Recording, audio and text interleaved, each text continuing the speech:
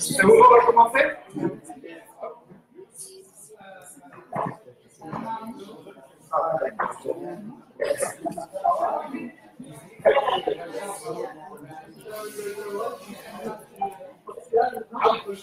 Bonjour tout le monde.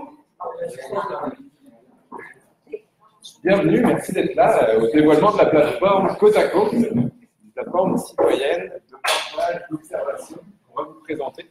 Donc, moi, je m'appelle Émile Spar, je suis chargé de projet au comité ZIP Gaspésie. Je vais vous présenter un petit peu, je vais commencer par vous présenter qu'est-ce qu'on va faire ce soir. Donc, je vais vous parler, pour commencer, du comité ZIP Gaspésie, des comités ZIP. En fait, c'est le comité ZIP du sud de l'estuaire, nos voisins, qui ont lancé et fait progresser cette plateforme-là. Je vais vous présenter un petit peu d'où ça vient, comment ça marche. Ensuite, ça sera Corinne, Delno, ici, CIRAD, qui vous présentera un petit peu le CIRAD et comment le CIRAD est partenaire de ce projet-ci. Et pour finir, ce sera Chantal, comité ZIP qui vous présentera côte à côte. Et après, on pourra regarder une période de questions. Juste avant de commencer, pour préciser, la plateforme, on met toujours ces côte à côte observations sur le Saint-Laurent. Quand on dit Saint-Laurent, on entend vraiment système Saint-Laurent. Donc, que ce soit l'estuaire, le Golfe et donc la baie des Chaleurs, on parle Saint-Laurent. Pour que ça soit clair et qu'on n'ait pas l'impression que ça se passe. Donc, c'est moi. Comité ZIP Gaspésie, en fait, on est plusieurs comités ZIP, on est 13 comités ZIP répartis à travers le Québec, que ce soit aux îles de la Madeleine, que ce soit à Montréal, il y a vraiment un comité ZIP pour couvrir. Pour expliquer un petit peu ce que c'est qu'un comité ZIP, je vais vous parler du note du comité ZIP Gaspésie. ZIP, ça veut dire zone d'intervention prioritaire. Ça vient des débuts du comité ZIP. Début des années 90, les comités ZIP étaient dans des zones où il y avait des problématiques. Pour notre cas, en fait, c'était au niveau de New Richmond avec les problématiques qui étaient liées aux industries de papeterie à ces endroits. Donc, on existe depuis ces moments-là. À la base, nous, le comité ZIP, on était baie des Chaleurs seulement, et depuis l'année dernière, on a un territoire qui s'est agrandi pour faire vraiment toute la péninsule. Donc, on part vraiment au niveau, un peu après Capture, on est à la baie des Capucins, et on va chercher jusqu'à la Matapédia de l'hôtel. Environ 800 km de territoire sur les 5 MRC. Donc, qu'est-ce qu'on fait sur ce territoire-là?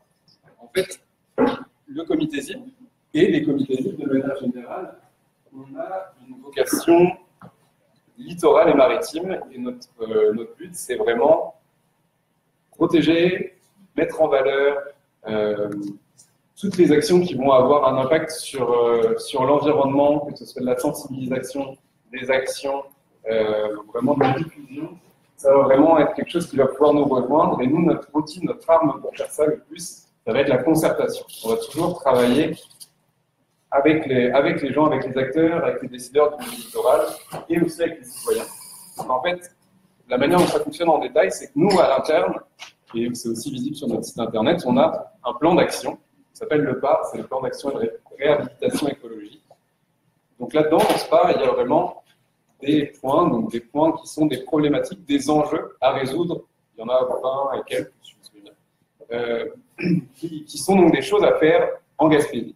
C'est quelque chose qu'on essaye de garder actualisé et en fait qu'on essaye de faire actualiser de manière concertée. C'est-à-dire que présentement, on a 2 tables de concertation qui sont des gens qui peuvent venir aussi bien du municipal, de l'environnement, mais aussi du monde scolaire, qui vont se mettre autour de la table, qui voient un petit peu où est-ce qu'on en est, est-ce que cette problématique est toujours une problématique, qu'est-ce qu'on peut faire pour la régler, où est-ce qu'on va avec ça, est-ce qu'on en rajoute des nouvelles, donc garder ça actuel. Donc en fait, c'est notre outil à nous pour ensuite traduire ça en action. Donc on va être capable après, en voyant une problématique, de traduire ça en action, et aussi, si quelqu'un, une municipalité, une MRC vient nous voir, un organisme, avec une problématique, si ça correspond à quelque chose qui correspond à notre part, on va être capable d'agir. Et nous, quand on est capable d'agir, on est capable d'apporter du temps, on est capable d'aller chercher du financement pour faire avancer des projets qui correspondent toujours à nos valeurs et à notre mission. Donc ça, c'est notre fonctionnement à nous au comité ZIP. Gaspésie, mais c'est aussi des fonctionnements, ou alors très similaires, dans les autres comités. Donc, pour vous illustrer ça un petit peu, je vais vous montrer quelques-unes de nos actions qu'on a faites dans notre territoire. Présenté, celle en haut à gauche, on est en 2015, on a pu participer à un projet de recherche. Vous voyez, les petits traits, en fait, c'est des bouées. On étudiait les courants dans la baie des Chaleurs pour, en fait, voir si un modèle du ministère Pêche-Océan était valide, en fait, pour vérifier si, en cas de déversement dans la baie des Chaleurs, on avait un modèle qui nous permettait de prévoir, d'anticiper où les pollutions pouvaient aller. Donc là-dessus, on a pu travailler en collaboration avec eux, on a pu les aider à monter des projets. Ici, érosion, donc c'est quelque chose qui nous touche en Gaspésie, qui touche à peu près tous les endroits en fait, donc là, nous aussi, on est capable d'avoir une certaine expertise, et si on l'a pas, d'aller chercher des gens qui l'ont. On est capable de monter des projets avec des municipalités, on l'a déjà fait, on le fait encore en fait, donc pour ce qu'on appelle du génie végétal, hein, que ce soit une recharge de plage, une revégétalisation, c'est quelque chose qu'on est capable de monter, d'essayer de faire financer en collaboration et de faire avancer. On est aussi capable, en bas à gauche, on est à côté de Pointe-à-la-Croix, Béléchène. Donc on a un volet sensibilisation parce qu'on est capable aussi d'organiser les accès, structurer des accès dans des zones sensibles et ensuite faire de la sensibilisation via des panneaux, ornithologie, tout ce qui peut être faune, flore, bons usages. Et pour finir, on est aussi capable après de faire des caractérisations, donc inventaire de milieux humides. C'est quelque chose qu'on peut faire. On en a par exemple fait l'année dernière en Haute-Gaspésie sur 22 milieux humides qu'on a inventoriés à la suite. Donc ça, c'est quelques exemples de choses qu'on a fait récemment. Et on est récemment aussi partenaire du projet Côte à Côte qu'on va vous présenter ce soir. En fait, le projet Côte à Côte nous rejoint parce qu'une bonne partie de notre territoire est une péninsule. Et donc, on va vraiment avoir, ça va vous être présenté là, mais on va vraiment avoir une sensibilité, puis ça va être quelque chose qui va rejoindre beaucoup nos valeurs. Et notre mission, comme je vous le disais, est d'essayer de fédérer, de mettre les gens ensemble pour faire avancer les choses. Et là-dedans, ça nous rejoint tout à fait. Donc, c'est pour ça qu'on est partenaires et c'est pour ça que je vous parle. Et là, je vais laisser la parole à Corinne qui va vous présenter le CIRAD. Parfait. Une diapositive, oui, ben, bonjour. Moi, c'est Corinne Penneau. Je travaille au CIRAD, le Centre d'initiation à la recherche et d'aide au développement durable. Le CIRAD, c'est un centre collégial de transfert en pratiques sociales novatrices. On œuvre en développement du territoire durable. Quand les comités ZIP nous ont approchés pour promouvoir la plateforme Côte à Côte, on a dit oui, tout de suite. Parce que dans le fond, on a regardé avant c'était quoi, là, ça c'est sûr. Puis après ça, on a dit oui tout de suite. Pourquoi? Ben, parce que dans le fond, ça colle à l'essence du CIRAD. Dans notre nom, on a initiation à la recherche. Oui, on initie à la recherche les étudiants au collégial, on initie aussi à la recherche nos partenaires dans la façon dont on mène les projets. Mais on souhaite aussi initier les citoyens à la recherche. Et Côte à Côte, c'est une plateforme qui fait de la recherche citoyenne. Un autre élément aussi qui colle à notre mission avec la plateforme Côte à Côte, c'est qu'on a dans notre nom aide au développement durable. Le développement durable, c'est quoi? C'est penser à agir autrement pour qu'on puisse répondre à nos besoins, mais aussi répondre aux besoins des générations futures. Pourquoi le développement durable? En fait, c'est parce qu'à l'échelle globale, on observe un réchauffement climatique. Localement, ça se vit différemment, dont on parle des changements climatiques. En Gaspésie, au Bas-Saint-Laurent, on l'observe principalement avec les changements des berges, l'érosion des berges. Et c'est pour ça que c'est important de mieux connaître, pour mieux comprendre et mieux agir ensemble. Et Côte à Côte s'inscrit directement dans cette plateforme-là. Et c'est pour ça qu'on va être heureux de promouvoir la plateforme Côte à Côte et d'y participer allègrement. Donc voilà, merci.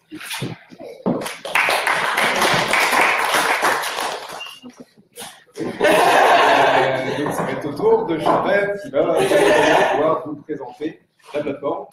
Ben oui, cette fameuse plateforme-là, hein, c'est quoi? Émile vient d'en parler un peu dans un bref résumé, un peu en quelques lignes. Corinne aussi. D'ailleurs, je remercie le CIRAD et également le comité ZIP de nous accueillir ici en région, le CIRAD, d'appuyer en fait, le projet Côte à Côte, qui est un projet rassembleur. Donc, une présence ici, même de tous et chacun ici, ce soir montre que vous avez un intérêt à se rassembler pour veiller en fait à un Saint-Laurent en santé. Saint-Laurent, mais aussi la baie des Chaleurs en santé. Donc, en fait, Émile en a un petit peu parlé tantôt de le mandat des comités ZIP. En fait, les comités ZIP, il y en existe plusieurs le long du Grand Saint-Laurent. Il y en a autant en eau douce. Vous avez en fait 7 comités ZIP en eau douce. Vous avez ensuite 6 comités ZIP en zone marine, dans l'est du Québec. Donc, en fait, la mission est vraiment de préserver et de sensibiliser, en fait, sur les problématiques associées au Saint-Laurent. Donc, l'ensemble des comités ZIP fait partie d'un réseau qui s'appelle Stratégie Saint-Laurent et c'est un réseau qui est actif depuis plusieurs années, depuis 1993, qui découle en fait d'une entente entre le fédéral et le provincial pour vraiment sauvegarder et mettre en valeur en fait le Saint-Laurent. Donc, la mission, de façon un peu plus spécifique, en fait, c'est vraiment la protection, la sauvegarde de la mise en valeur du Saint-Laurent, je vais vous dire. La mission, en fait, de stratégie de Saint-Laurent a une portée davantage provinciale, tandis que les comités ZIP agissent davantage au niveau de leur territoire, au niveau régional et local. C'est un peu la distinction à faire entre les deux. Quel genre d'activité qu'on fait au comité ZIP? Il y en a plusieurs. Émile en a parlé un petit peu tantôt, mais l'ensemble des comités ZIP de l'Est du Québec, différentes activités de sensibilisation qu'on fait. Vous avez un exemple ici de nettoyage de plage des Tagaliques sur la Côte-Nord. On a également des activités de concertation, comme ce soir, on vient se rencontrer ensemble, on discute des problématiques, des enjeux sur le territoire. Vous avez un exemple ici de la TCR des îles de la Madeleine, qui est une table de concertation régionale qui a été mise en place aux îles de la Madeleine. On a également un support à la recherche qu'on fait. En fait, l'ensemble des comités ZIP apportent un support à la recherche. Émile mentionnait le projet de bouée des banques qui est dans les baie des Chaleurs il y a quoi, 2 ans? Comment? En 2015. Puis on apporte également un support à la recherche au sein d'institutions d'enseignement, mais on est également auprès d'institutions gouvernementales comme Pêche Océan, pour lesquelles on a apporté un support au niveau de la cartographie des algues marines dans la région de Rimouski notamment. Donc, ça, c'est le genre d'activité qu'on fait et pour laquelle les citoyens viennent à ce genre d'activité.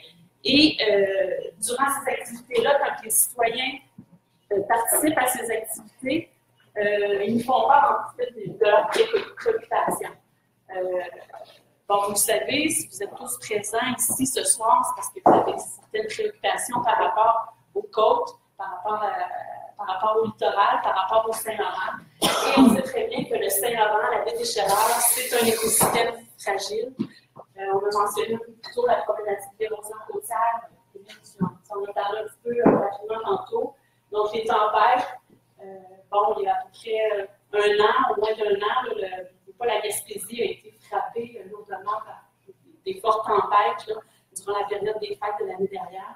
On ne souhaite pas qu'il y ait des tempêtes aussi majeures durant la période des fêtes de cette année. Donc ça m'entraîne en fait des dommages tant au niveau de notre cadre bâti, mais également au niveau des écosystèmes, au niveau des plages et des marais. Il y a d'autres enjeux, mis à part l'érosion et la submersion côtière. Il y a la présence de déchets, de plastique également qu'on retrouve. Vous avez sûrement marché sur les plages, dans des chaleurs, vous avez sûrement croisé un morceau, un détritus ou un morceau de plastique lorsque vous marchez sur la plage. Présence d'espèces envahissantes. Dans le Bas-Saint-Laurent, on a beaucoup de roseaux communs qui prennent de plus en plus de place dans nos marais. Dans certains secteurs, il y a même des dépotoirs clandestins. Présence de moteurs sur la plage. Donc, parfois, c'est nous les activités qu'on fait sur des milieux fragilisés. Donc, piétinement, passage de VTT. Donc, tout ça fragilise en fait l'écosystème. Or, ces écosystèmes-là, ces plages et ces marais-là jouent un rôle important. Oui, ils sont riches au niveau de la biodiversité, mais ils sont également des barrières naturelles contre l'érosion et la submersion côtière. Donc, il faut prendre soin, en fait, de cet écosystème qui est fragile. C'est pour ça qu'en fait, on a décidé, l'ensemble des 6 sites de l'Est du Québec, de se rassembler et de faire en fait une plateforme web qui porte en fait sur les différents enjeux que je viens de vous expliquer, les enjeux en fait qui fragilisent les habitats côtiers. C'est 3000 km de côte, c'est un très très grand territoire. On est des petites équipes. Donc, ce qu'on aimerait, c'est qu'en fait, les citoyens, vous, les communautés côtières, que vous soyez nos yeux, en fait, ce qu'on vous demande, c'est en fait de partager en fait les observations associées aux différents enjeux que je viens de vous expliquer. Donc, en quelques chiffres, en fait, c'est quoi la plateforme Côte à Côte? C'est un projet de 2 ans. Ça a commencé en avril 2017, ça termine en mars 2019. C'est un projet qui a été financé par le Fonds d'action québécois pour le développement durable. C'est un projet rassembleur, comme je viens de vous mentionner, qui inclut, oui, les 6 comités cibles, les observatoires global du Saint-Laurent, qui est en fait un OBNL qui vise le transfert des connaissances, un portail de données ouvertes. Donc, ils ont joué un rôle important dans la conception, en fait, de l'outil de la plateforme en tant que telle. Il y a également Stratégie Saint-Laurent, qui est en fait l'organisme qui chapeaute toutes les comités cibles, et le Conseil régional de l'environnement. Donc, comme je l'ai dit tantôt, c'est vraiment un territoire où on trouve 3000 km de côte, donc un immense territoire. Et étant donné qu'on est un immense territoire, qu'on est des petites équipes, comme je l'ai dit, on vous demande d'être minutieux et on vous demande en fait pas grand-chose, mais qui est important. On vous demande d'observer en fait les changements qui se déroulent sur votre côte. Et lorsque vous observez, c'est de capter en fait en image ce que vous observez, les changements que vous observez sur votre côte. Donc, soit une vidéo, soit une photo. Si vous marchez à quelque part, vous observez, bon, il y a la présence peut-être de déchets ici, ou il y a la présence en fait d'une espèce exotique envahissante qui n'était pas ici auparavant. Je la prends en photo et ensuite je partage cette observation-là, cette photo-là sur la plateforme qui est côte à côte. Et lorsque vous avez partagé en fait cette photo-là et cette image-là, c'est possible, via notre plateforme, d'échanger entre les autres personnes qui font partie de la communauté côte à côte. Donc, vous échangez un peu pour savoir, bon, OK, j'ai trouvé il y a tel enjeu à tel endroit, est-il possible de faire des actions pour préserver en fait un Saint-Laurent santé. Donc, c'est d'échanger autour de cette problématique-là entre les citoyens. Puis ensuite, après avoir observé, partagé et échangé, la plateforme permet de visualiser en fait tout l'ensemble des photos que chacun d'entre vous, vous avez partagées sur la plateforme.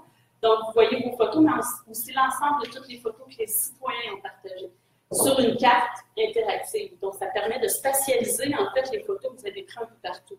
Un citoyen, quelqu'un a publié quelque chose sur la Côte-Nord, quelqu'un a publié quelque chose aux Îles-de-la-Madeleine, quelqu'un a publié, partagé une photo dans la baie des Chaleurs. Ça va être possible de voir tout ça sur une carte interactive. Donc, comme je l'ai dit, ce qu'on vous demande, c'est d'observer, de prendre une photo de ce que vous observez. Et on vous demande en fait d'observer certains éléments. On vous guide un peu dans les observations qu'on vous demande de partager. C'est des éléments associés à la faune et la flore. Lorsque la feuille du blanc, lorsqu'il y a une période de migration, lorsque vous observez une espèce exotique envahissante, c'est le genre de choses que vous pouvez partager. On vous demande également de partager des éléments associés à nos saisons. Au rythme des saisons, bon, ben là, on a une période de grande marée, bon, il y a plusieurs tempêtes durant la période automnale. C'est une chose que vous pouvez prendre en photo, qui permet de documenter un peu l'impact de ces tempêtes-là, mais également la formation de la banquise. C'est un autre élément, des processus associés à l'englacement ou déglacement. C'est le genre d'informations que vous pouvez capter en image, puis ensuite le partager via notre plateforme.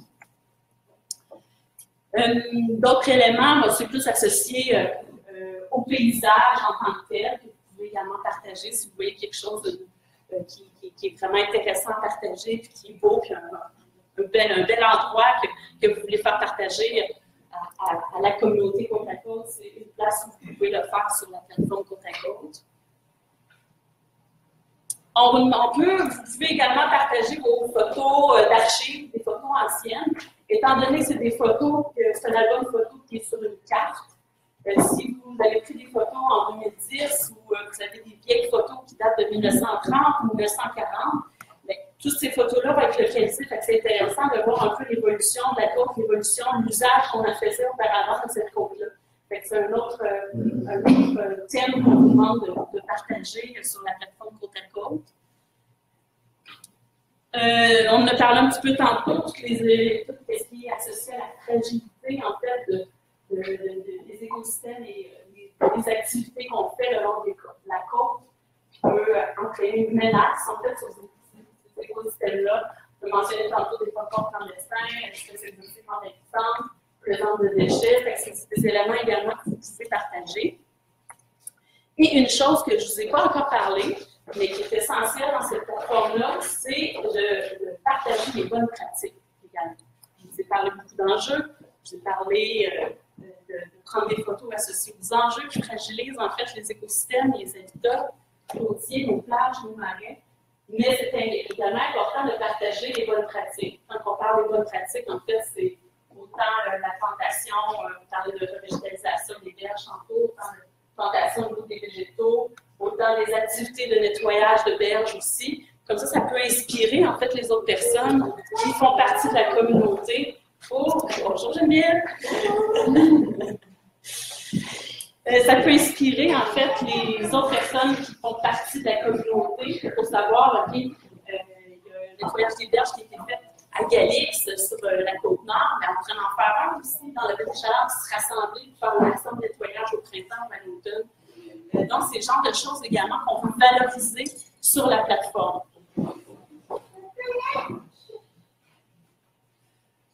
Donc, comment on partage maintenant ces observations-là? On demande de partager, échanger. On peut le faire de deux façons. Vous prenez vos photos, vous avez vu photos en main. Vous allez sur côteacôte.org, côte avec des S.org, c'est non pas le resto grill sur la Côte-Nord. Parce que si vous tapez Côte à Côte sur Internet, sachez que vous allez sur le resto grill Côte à Côte.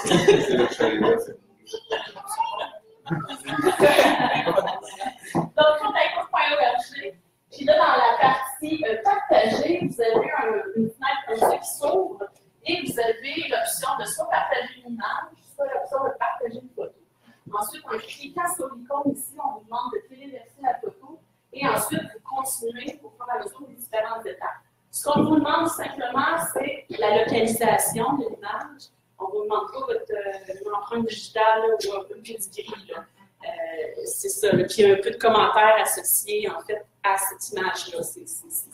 En fait, Côte à Côte, c'est vraiment un album photo sur les enjeux des bonnes pratiques. Ce qu'on veut, c'est que les gens partagent leurs photos sur la plateforme en tant que telle. Donc, ça, c'est une façon de faire. L'autre façon de faire, c'est être membre être sur Facebook, premièrement, et être membre du groupe Surveillance côtière Québec, qui est un de nos partenaires, un de nos collaborateurs au projet, ou être membre également du groupe Côte à Côte. Actuellement, Surveillance côtière a fait 150-700 membres, et actuellement, Côte à Côte, on a à peu près 113 membres, ce qui regroupe quand même un bon 700 personnes, là, notamment pour l'Est du Québec. Donc, c'est un nombre quand même assez important de membres qui fait déjà partie de la communauté en tant que telle. Donc, vous pouvez, au lieu de passer par le site web, tout simplement partager vos photos là-dessus. Vous avez vraiment deux façons assez faciles. Tout ce que ça demande sur Facebook, c'est de devenir membre de Surveillance côtière ou du groupe Côte à Côte. L'avantage peut-être de mettre vos photos sur les réseaux sociaux, c'est que vous pouvez échanger ensuite. Lorsque vous partagez une photo sur un média social, les gens peuvent commenter. Et c'est là que nous autres, on peut interagir aussi, le comité ZIP de la Gaspésie, ou nous, le comité ZIP Sud de l'Histoire, de pouvoir essayer de comprendre qu'est-ce que vous avez observé, peut-être vous diriger vers d'autres, peut-être des experts, si vous avez des questions un peu plus précises sur différents enjeux qui vous préoccupent. En moins d'un an, on a près de 400 quand même observations qui sont déjà partagées uniquement par les deux réseaux sociaux. On pense maintenant qu'avec les petites saisies qu'on vient de vous présenter ici ce soir, qu'on va en avoir davantage. On est quelques personnes ici, que vous êtes en fait des relayeurs d'informations, des relayeurs du projet Côte à Côte. Donc, on souhaite que vous relayez l'information pour faire connaître la communauté Côte à Côte, contribuer à partager vos photos sur la plateforme. J'ai mis ici quelques exemples de gens qui ont partagé sur les réseaux sociaux. Vous avez ici des gens qui ont partagé en fait par rapport à la campagne de 2010, parce que c'est devenu assez plus. Donc, c'est le genre d'informations qui peut être partagées. Vous avez ici un exemple de piétinement sur la plage qui a été partagé également. Vous avez ici une activité de nettoyage qui a été annoncée. C'est le genre aussi d'informations que vous pouvez faire pour peut-être attirer des gens lorsque vous organisez des activités de nettoyage des berges. C'est le genre de choses qui peuvent être également partagées. Il y a également, on a associé toutes les thématiques associées aux bonnes pratiques. Ici, le comité ZIP, on a partagé, en fait, on a eu un projet de plantation de végétaux le long des côtes, donc une restauration côtière qu'on a fait à Montmagny. On a partagé ce genre d'informations-là pour que les autres personnes s'inspirent un peu de ce projet-là pour les réaliser chez eux. Et comme je vous parlais tantôt, c'est le genre, cet album photo-là se retrouve sur une carte maintenant interactive. Donc, c'est possible. Chaque point jaune correspond à une photo qui a été prise, qui a été saisie présentement. Vous observez qu'il y a une zone un peu avec moins de points jaunes. Donc, c'est pour ça qu'on est ici ce soir. Parce que vous allez peut-être me dire, mais Chantal n'est pas dangereux sur la côte. Moi, tout va bien, ou on ne fait pas de bonne pratique non plus, on n'a pas des initiatives. Je pense qu'Émile, on en fait des choses. Fait que l'idée, c'est d'alimenter un peu tout ça pour devenir un portail, autant sur les enjeux du Saint-Laurent, mais également sur des initiatives de conservation, de préservation et de restauration côtière. Donc, vous voyez toutes ces observations-là sur la carte à l'échelle de l'Est du Québec. Et vous pouvez cliquer sur le site si ça vous intéresse, si vous êtes intéressé par une photo. Vous cliquez sur la photo et vous avez différentes informations. Et le lien de cette photo-là, si ça mène vers un projet quelconque que vous avez fait, ça pourrait être un lien qui amène directement vers la description du projet. Ou ça vient directement vers le lien de la personne qui a partagé la photo, notamment sur les réseaux sociaux. Ce genre d'informations qu'il y a, c'est un peu ce que Côte à Côte, c'est la nature en fait de la plateforme Côte à Côte. C'est que vous soyez nos yeux, que vous identifiez un peu les enjeux sur votre territoire, que vous les photographiez, pour que vous les partagez. Et ce qu'on vous demande, ce soir, c'est de faire partie de la communauté Côte à Côte. Puis lorsque vous observez les différents éléments que je vous ai parlé ce soir, c'est tout simplement de les partager sur la plateforme en ligne. Puis je terminerai avec un petit vidéo, en fait, une capsule vidéo qui résume un peu la plateforme, puis voir un peu comment on partage les informations sur la plateforme en tant que telle. Ah, oui, c'est vrai. Tu vas t'occuper du son. Alors, je regarde Guillaume en arrière. J'ai hâte de voir ça. OK.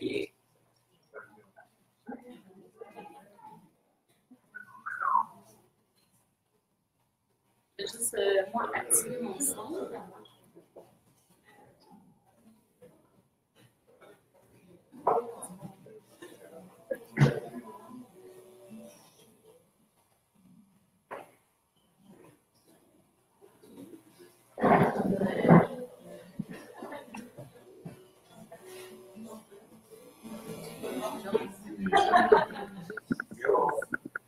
Guillaume, je pense qu'on va avoir besoin d'aide finalement. Parce que moi, je n'avais pas ça.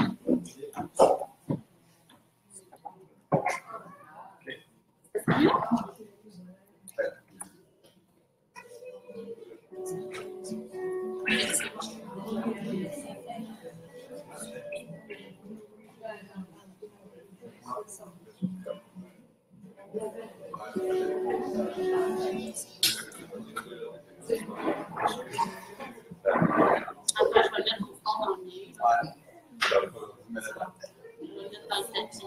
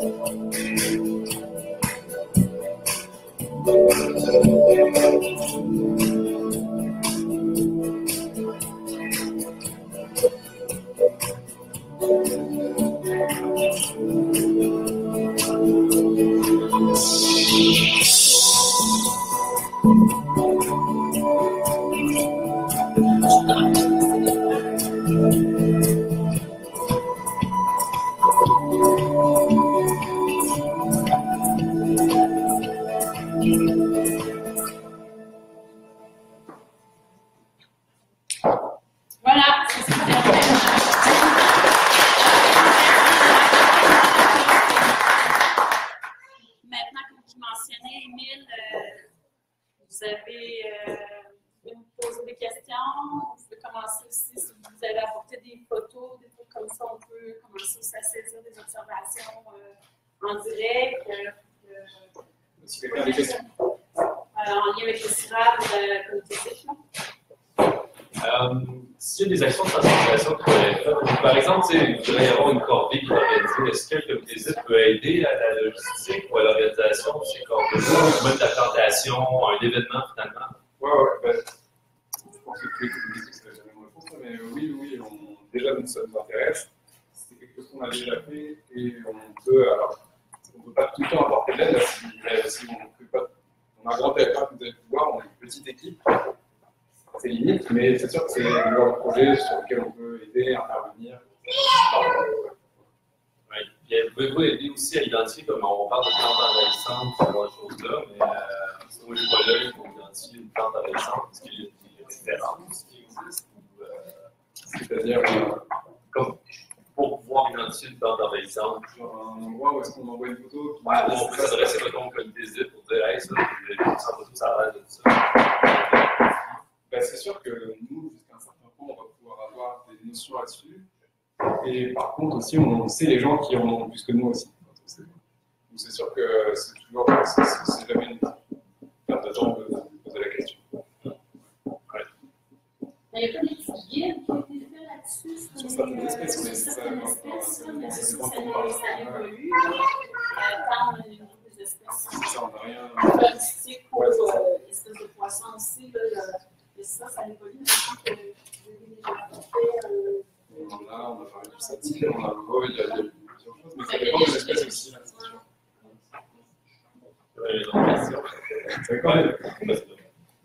C'est essentiellement littoral?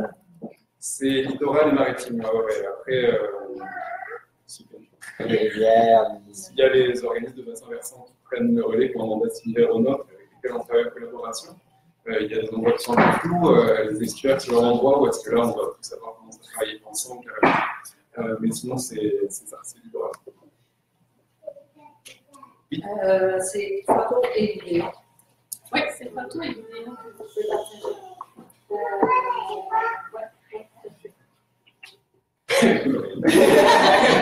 Poser une question. Est-ce que les organismes peuvent être, organismes d'entreprise, peuvent être membres de vos pages, de la page côte à côte, et est-ce qu'elle peut partager côte à côte, et c'est seulement les pages personnelles?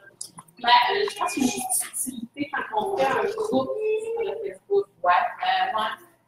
Donc, il faut que l'événement personnel, ça c'est sûr. Toutefois, il y a une page qui s'appelle Surveillance routière, l'ASIC, pour une page également sur le site des anesthésies. On a le site de l'histoire, on a une page aussi. C'est possible également peut-être de partager des observations-là. Si vous ne désirez pas être membre de la page à titre personnel, c'est possible. C'est pour ça qu'on a développé aussi une saisie sur Internet qui vous permet aussi de partager les observations et de voir un peu ce que les autres ont partagé aussi. Même là, ces deux aspects-là peuvent être comblés via cette clé-là de Facebook. Oui. Est-ce que vous êtes en contact avec d'autres gens, des groupes comme ça, de d'autres régions, sur d'autres groupes? Oui. Le comité éthique de l'Estuaire vient de la RIMSC, en fait. Donc, il y a le réseau des comités éthiques, où est-ce qu'on a déjà des comités qui couvrent vraiment l'intégralité des côtes. Et on va travailler avec toutes sortes de partenaires, que ce soit universitaires, des organismes. Ça va être assez large, dès que ça touche notre mandat et les problématiques qu'on aborde, et que ça remonte nos valeurs. Donc, oui. Et en fait, on a vocation à être partenaire avec un maximum de gens, parce que nous, on a vraiment comme moteur l'intégration, la collaboration. C'est comme ça qu'on avance, c'est comme ça qu'on regarde nos problèmes et qu'on les règle. Puis par rapport au projet Côte à Côte, le CIRAD est là ce soir. J'ai mentionné aussi l'OGSL, l'Observatoire global du Saint-Laurent, qui a pas sensiblement la même mission que les comités ZIP, mais qu'on a collaboré avec eux pour ce projet-là. Donc, on mentionnait aussi l'ICAR avec le projet de bouée dérivante aussi qui a eu lieu dans la Baie des Chaleurs. Donc, oui, on collabore avec plusieurs organismes sur dans notre territoire.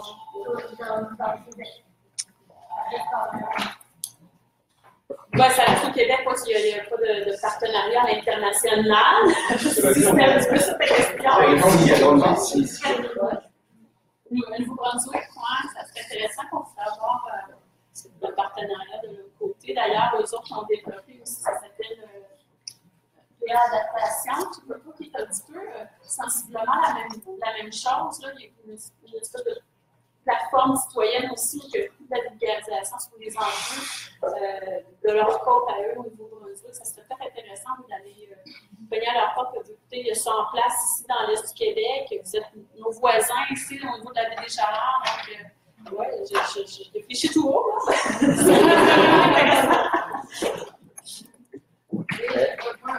Les bénéfices. Publicité, pour commencer. Publicité, je suis impressionnée que je parlais avec M. Foyer tantôt, puis il y a 40 ans, 50 ans, on avait le mouvement des cacaches dans le coin, on nettoyait les gerges, on nettoyait ça déjà, c'est dommage que ça ne se perpétue pas dans les organismes comme ça. Mais j'ai vraiment accroché avec les bouées, j'aimerais en savoir ça. Non, c'est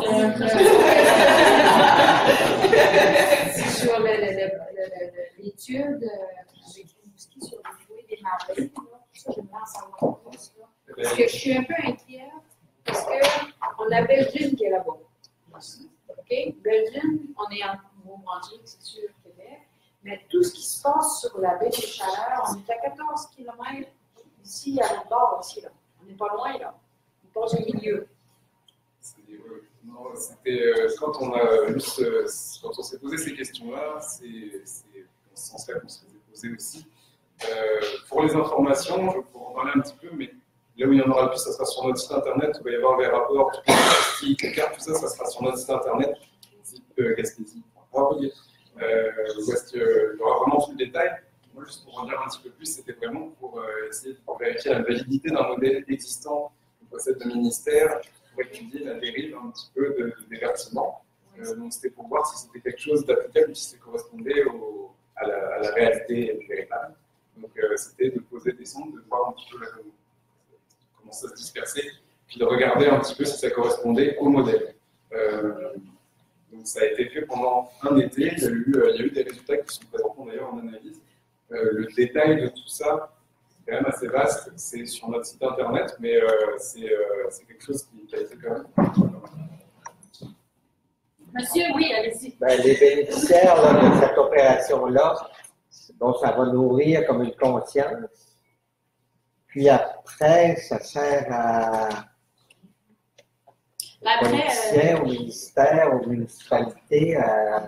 Bon, on a un exemple concret d'un après, parce que le comité ZIP du Golfe, de la Rive-Nord, du Golfe, en tout cas le bord, comment ça s'appelle?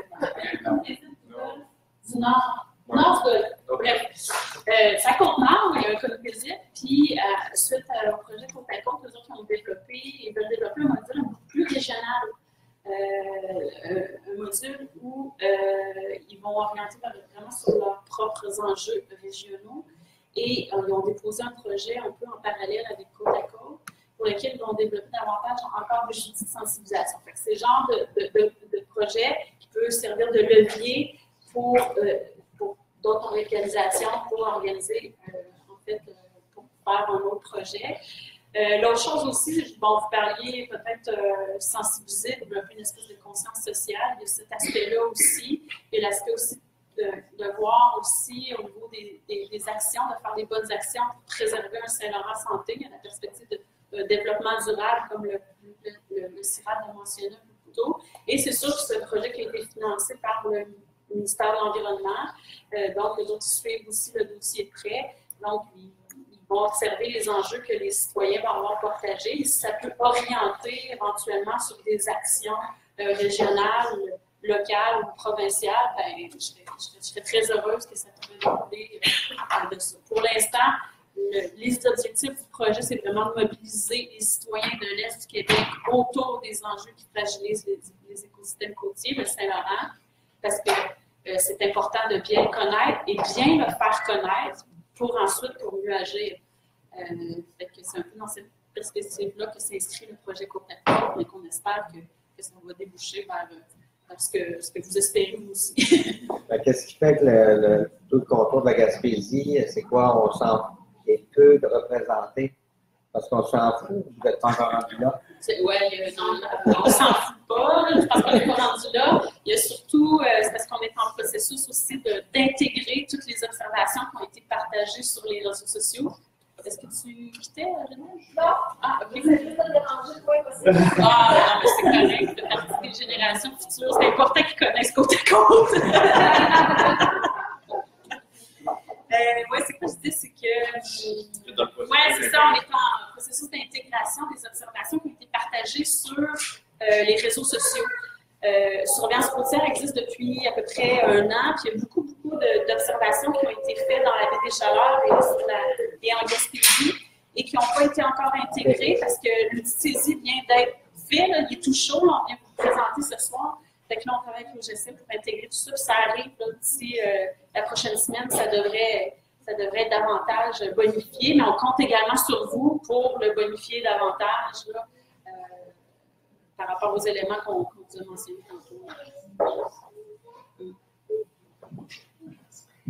Il ne faudrait pas rester juste chez les ondes virtuelles, il faudrait faire des parties, des rencontres, des jeunes, qu'on verra de temps en temps. Ben, en fait, dans le projet Côte-à-Côte, je t'ai pas dit, il y a une autre étape. Il y a une autre étape à l'été, automne 2018. Ça se peut que vous nous voyez. Oui, bien évidemment. Parce que si vous nous accueillez, on va revenir. Puis l'idée, ça va peut-être être de voir qu'est-ce qui a été partagé dans votre région. Puis de discuter un peu de ce qui a été partagé sur la plateforme Côte-à-Côte. Fait qu'il y a une partie qui est travaillée en ça, puis on prévoit faire ça aussi sur la Côte-Nord puis dans le Bas-Saint-Laurent. Ça va me faire plaisir de venir vous revoir si vous nous accueillez. Ma question, c'est comme votre projet en tant que tel, c'est terminé en 2019. Oui. C'est quoi après 2019? C'est de l'appropriation citoyenne, certainement, mais niveau financement, puis maintien de la plateforme, c'est les ZIP locaux qui vont prendre ça? Au niveau de la pérennité de la plateforme, c'est une question que les bailleurs de fonds demandent parce que les autres ont conscience que après le financement, c'est que tout ferme.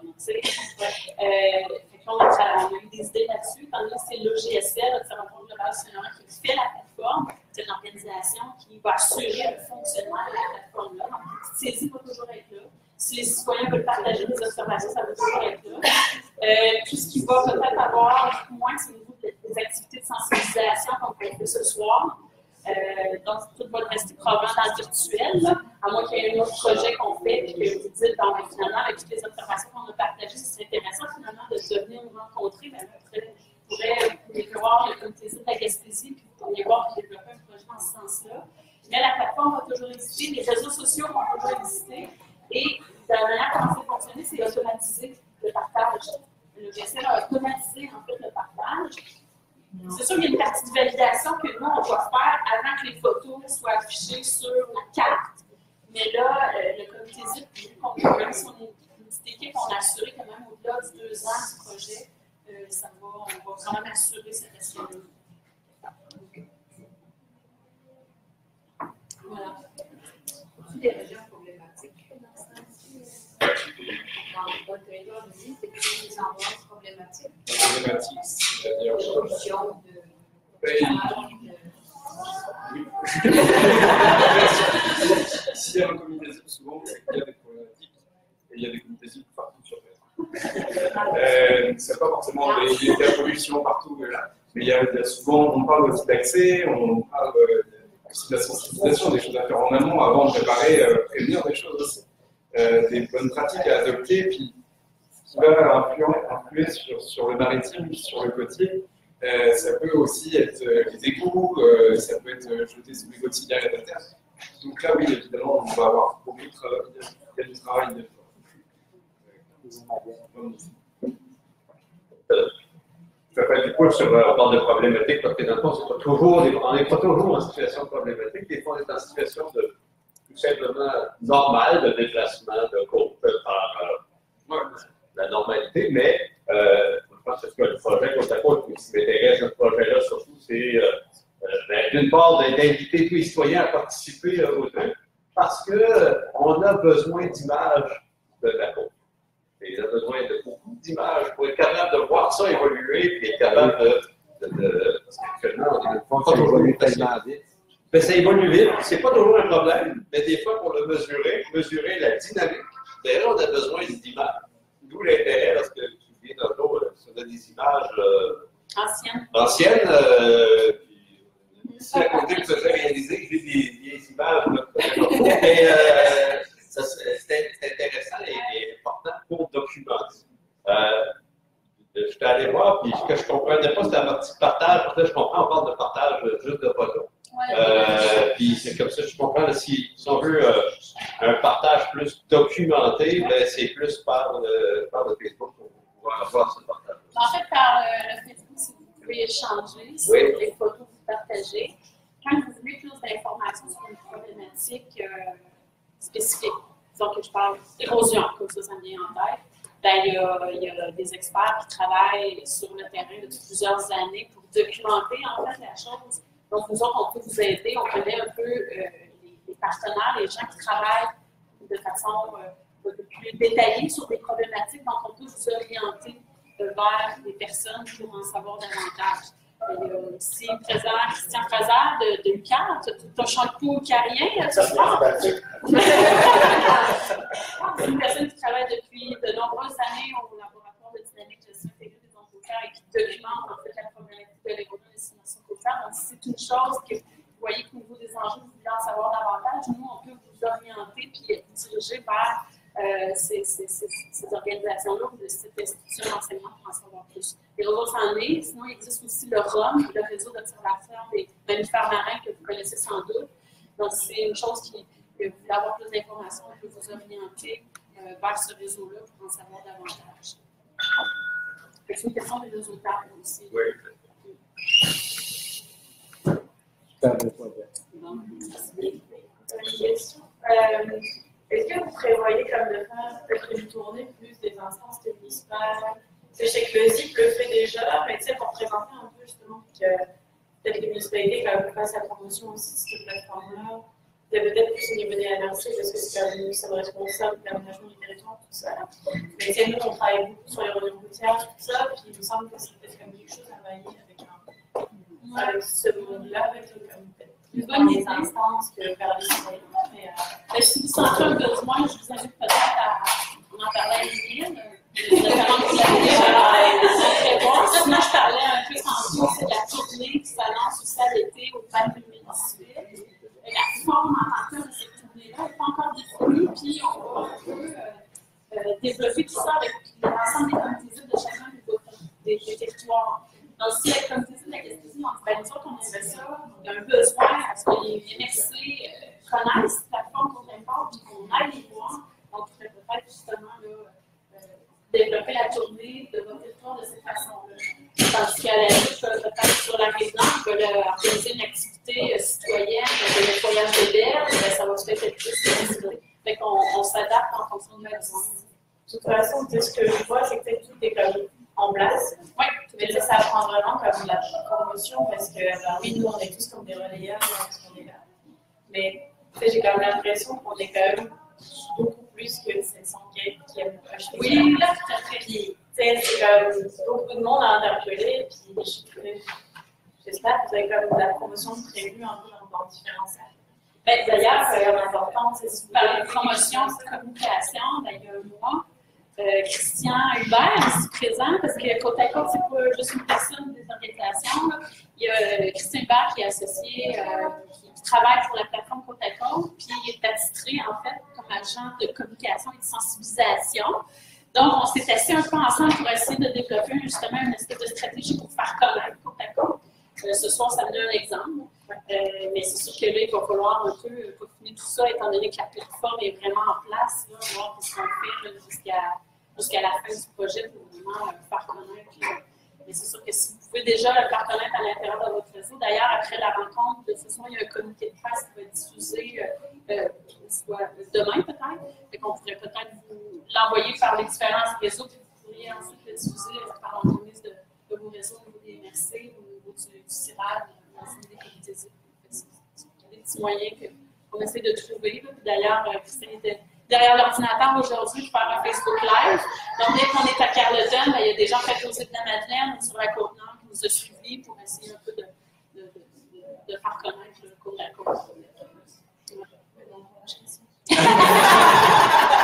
Est-ce que son aide est vraiment bienvenue?